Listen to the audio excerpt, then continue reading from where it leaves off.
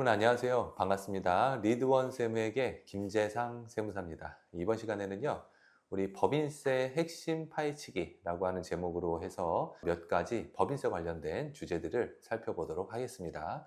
오늘은 그 첫 번째 주제로 법인도 성실신고 확인서라고 하는 거를 제출해야 되는 법인이 있거든요. 그 법인에 대해서 먼저 좀 살펴보도록 하겠습니다.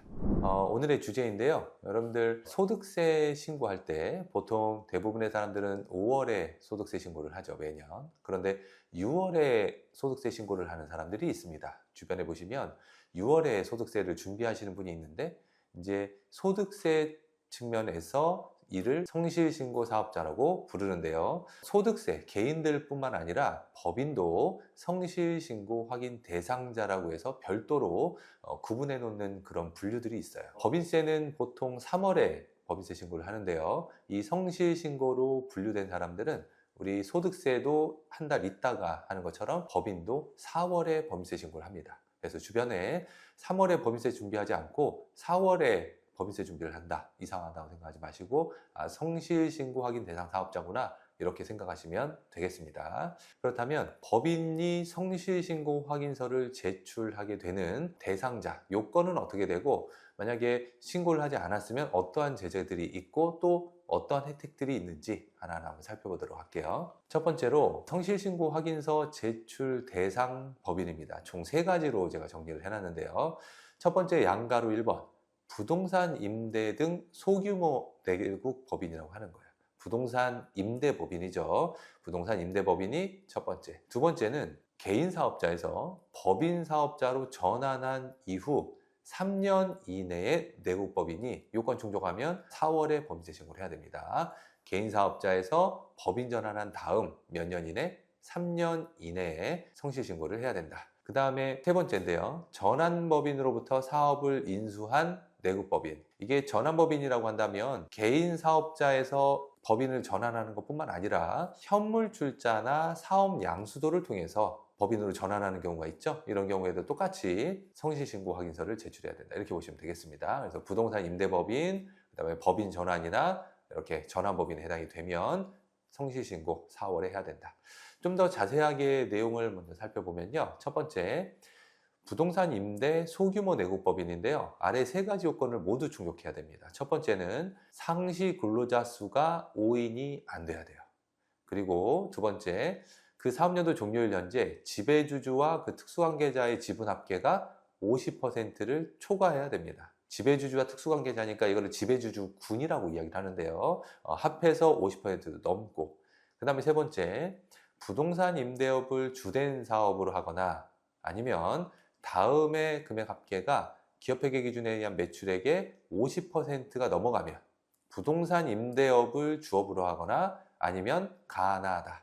부동산이나 부동산의 권리의 대여로 인해서 발생하는 수입이라든지 부동산이나 부동산상의 권리의 대여로 인해서 발생하는 소득, 이자, 배당 합해서 50%가 넘거나 아니면 부동산 임대업을 주업으로 해서 50%가 넘거나 이렇게 3가지 요건을 만족하면 얘는 성실신고 대상 법인이라고 이야기를 합니다. 예를 들면 어떤 경우가 있었냐면 옛날에 이제 싱가포르에서 일을 하시다가 우리나라 국적인데요. 우리나라에 들어와 가지고 투자법인을 만들려고 하셨었어요. 법인 설립일은 12월 1일이었습니다. 법인 설립일이 12월 1일이어서 투자법인을 설립을 하고 이제 외부로부터 돈을 투자를 많이 받았죠. 돈을 투자를 받아가지고 그거를 이제 실제 어디에다 쓸지 사업 계획을 세우는데 12월이라고 하는 그 1년의 마지막 달이 지나가 버렸습니다. 그러면서 회사 안에는 돈은 쌓여져 있고 그 돈을 뭐 어디 놀릴 수가 없으니까 수억 원 되는 돈을 은행에다가 넣어놓고 이자를 조금 한 달이라도 받게 됐죠. 그러고 난 다음에 성실신고 확인 대상 법인인지를 좀 보려고 했더니 우선은 상시 고용 인원이 5인이 안 되죠. 개업하자마자 5명 이상을 뽑을 수는 없었으니까. 두 번째 요건도 지배주주, 내가 설립했으니까 기본적으로 나의 단독주주나 해봤자 특수관계로만 주주 구성이 됐었거든요. 그 다음에 세 번째는 부동산 임대업을 주된 사업을 하고 있지는 않아도 그 금액의 합계가 매출액의 50% 이상을 넘어가는데 주로 모든 수입이 이자였어요. 거의 이자 소득이 100%였죠. 그래가지고 3월에 법인세 신고하지 않고 4월에 법인세 신고를 하더라. 이렇게 부동산 임대 소규모 법인에 해당이 되면 이러한 성실신고 확인 제출 대상도 되지만 우리가 이제 법인 자동차 있죠? 법인 자동차, 사업용 자동차에 대한 경비의 한도도 절반으로 줄어들고요. 기업 업무 추진비 한도, 그러니까 접대비 한도도 절반으로 줄어듭니다. 그래가지고 여기에 해당하느냐 안 하느냐에 따라 가지고 다른 법인세 부분에 대해서도 적용을 받기 때문에 이 부분은 좀 체크를 좀 해두셔야 될 그런 부분이다. 꼭 기억을 좀 해두시고요. 두 번째로 법인 전환 후 3년 이내 내국법인도 성실신고 확인 대상자인데요. 우리가 필드에서 실무에서 개인 사업자들인데 법인 전환을 하면 어떠냐라고 얘기하는 수준이 개인의 성실사업자 매출 수준에 도달했을 때, 개인의 성실사업자 매출 수준에 도달했을 때 법인 전환이 어떻습니까? 세금이 너무 많지 않나요? 라고 이야기를 보통 하고 있어요. 일반 서비스업의 경우에는 매출액 5억 기준, 음식점이나 이런 경우에는 7억 5천 기준, 도소매업이나 이런 데의 경우에는 15억 기준이거든요. 그래서 5억, 7억 5천, 15억. 이 매출 정도 업종별로 그 기준 금액에 도달하면 저희가 세금이 너무 많아져요. 소득세에서는. 그래서 법인 전환을 유도하는데 세법에서는 네가 개인 사업자일 때 성실 사업자인 걸 회피하려고 법인을 설립을 하면서 법인 전환한 거 아니냐라고 해서 그렇게 법인 전환한 개인 사업자들, 지금은 이제 법인이죠. 법인한테도 성실신고 의무를 부여했다. 이렇게 보시면 됩니다. 그래서 대상자가요, 소득세법 70조 2에 따른 성실신고 대상자인 개인 사업자가 사업용 유형 무형자산의 현물 출자 및 사업의 양도의 방법으로 법인 전환을 하고 3년도 종료일 현재 법인 전환 후 3년 이내에 내국법인이라고 한다면 신고를 해야 된다. 이렇게 규정하고 있고요. 그 다음에 양가로 3번도 마찬가지입니다. 전환 법인으로부터 현물 출자 및 사업 양도를 통해 해당 사업을 인수해서 영위 중인 내국법인도 법인 전환은 역시나 3년 이내에 해당이 되면 성실신고를 해야 된다. 이렇게 보시면 되겠습니다. 이렇게 법인세법에서도 성실신고 확인 제출 대상이 되는 그런 법인들의 유형이 있는데 첫 번째 거랑 두 번째 거 꼭 좀 기억을 해두셨다가 실무에서 안내를 하실 때 착오 없으시도록 그렇게 하시기 바라겠습니다. 근데 이제 두 번째는요, 이러한 성실신고 확인서를 제출 면제 대상이 있습니다. 아무리 1번의 요건에 충족한다 하더라도 너는 제출하지 않아도 돼. 첫 번째는 외감을 받는 법인이에요. 외감법인. 우리 이제 외감법인이라고 한다면 5가지인데요. 우선은 상장법인. 상장을 했으면 무조건 외감을 받아야 되고 성실신고 확인서를 제출할 필요가 없죠. 이미 외감을 받았으니까. 두 번째, 해당 사업년도나 다음 사업년도 중에 상장이 되려는 회사. 그러려고 하면 외감을 받아야 되기 때문에 안 해도 된다. 세 번째, 직전 사업년도 말 자산 총액이 500억 원 이상인 회사.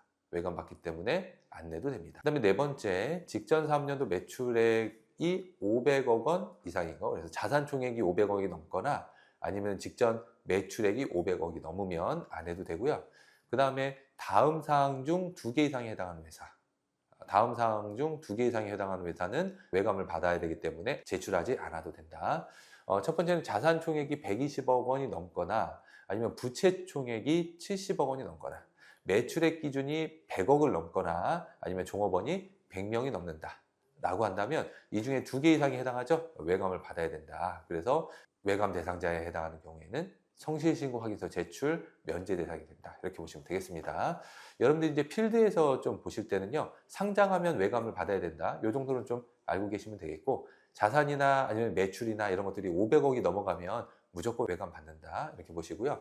그리고 이제 마지막에 있는 다음에 해당하는 2개 이상에 해당하는 회사. 그래서 자산 기준으로는 120억, 부채 기준으로는 70억, 매출은 100억, 종업원도 100억, 100명. 요 숫자 기억하셔가지고 외감 대상에 해당하는지를 꼭 확인을 하셔야 될 것 같습니다. 이제 필드에서는요, 저희가 이제 매출액 100억이 넘어가는 회사 많이 있어요. 근데 100명이 넘어가는 경우에는 거의 없습니다. 그렇기 때문에 매출액이 100억이 넘어간다 그러면 자산이나 부채 총액을 조절해서 외감 대상에 해당하면 좀 어떻게 보면 중소기업 대표 입장에서는 안 나가도 되는 수수료도 나가고, 그리고 또 외감 받으려고 하면은 또 조금 깨림직하죠. 가지금이나 이런 것들도 많이 있기 때문에 대부분의 회사가 외감을 대부분 안 받으려고 하는 거니까 조건 기억해 두셨다가 외감 대상이 안 되도록 컨설팅도 해 두시는 것이 좀 필요한 부분도 있습니다. 그 다음에 확인자 및 제출 기한인데요. 성실신고 확인서는 당연히 회계사나 세무사한테 받을 수 있습니다. 제출 기한은 각 3년도 종료일에 속하는 날의 말일로부터 4개월 이내, 그러다 보니까 날짜로는 4월 말까지 제출한다, 이렇게 보시면 되겠고요. 그럼 비용이 들어가죠. 이렇게 성실신고 확인 비용에 대한 세액공제가 있습니다. 우리가 이제 일명 조정료라고 부르는 건데, 매달 기장료가 나가는 것에다가 법인세 신고나 소득세 신고 한번 할 때 조정료라고 해가지고 조금 큰 금액이 나가는 경우가 있는데요. 이런 성실신고 확인 비용 에는 세액공제도 되기 때문에 어떻게 보면 불필요한 비용 내지는 그냥 지급하고 마는 비용은 아니게 되고 세금에서 좀 깎아주는 부분이 있습니다. 얼마나 깎아주냐면 성실신고 확인에 직접 사용한 비용의 60%를 세금에서 깎아줘요. 근데 만약에 200만 원을 비용으로 지출했다? 그러면 60%니까 120만 원. 그래서 한도가 150이고요. 150을 한도로 해서 60%를 세액공제, 세금에서 깎아준다, 이렇게 보시면 되겠습니다. 그런데 이제 과세표준을 성실신고했음에도 불구하고 과소신고했거나 그 과소신고한 것이 세무조사 때 걸렸다. 그러면 과세표준 금액의 10% 이상이라고 한다면 그 세액공제 받은 금액 전액 다 또 추징되는 그런 제도도 있습니다. 그래서 우리가 이제 회계사나 세무사들이 성실신고 대상자의 경우에는 거의 진짜 FM대로 신고를 한다, 이렇게 보시면 돼요. 안 그러면 저희들 자격정지까지 먹을 수 있어가지고 성실신고 확인서는 정확하게 제출을 하려고 하는 그런 편입니다. 그 다음에 2월 공제도 있어요. 내가 지급한 금액의 60%를 세액공제로 받는데 내일 세금보다 세액공제 금액이 더 크더라. 그러면 10년 동안 2월에서 세액공제도 해주게 됩니다. 참고하시면 되겠고요. 이러한 성실신고 확인서를 제출해야 되는데 불성실하게 제출하면 어떻게 되느냐, 아니면 제출하지 않았으면 미제출하면 어떻게 되느냐. 우선은 다음의 금액 중 큰 금액을 가산세로 부여합니다. 첫 번째는 산출세액의 5%. 우선은 성실신고 확인서를 제출해야 되는데 불성실하다? 산출세액의 5%가 미리 붙거나 아니면 매출액, 수익금액의 10,000분의 1입니다. 두 중 큰 금액을 가산세로 내게 되는 거고요. 이렇게 미제출한 사람이 있다고 하면 당연히 세무조사 나옵니다. 세무조사 대상자로 선정이 되기 때문에 성실신고 확인서 잘 챙겨두셨다가 제출하는 것이 필요하다, 이렇게 보시면 되겠어요. 이것으로 해서 이제 법인 중에서 성실신고 확인 대상 법인에 대해서 살펴봤습니다. 처음에 살펴봤듯이 대상 법인은 누구에 해당이 되는지 이거 잘 체크해 두셨다가 필드에서 참고하시기 바라겠고요.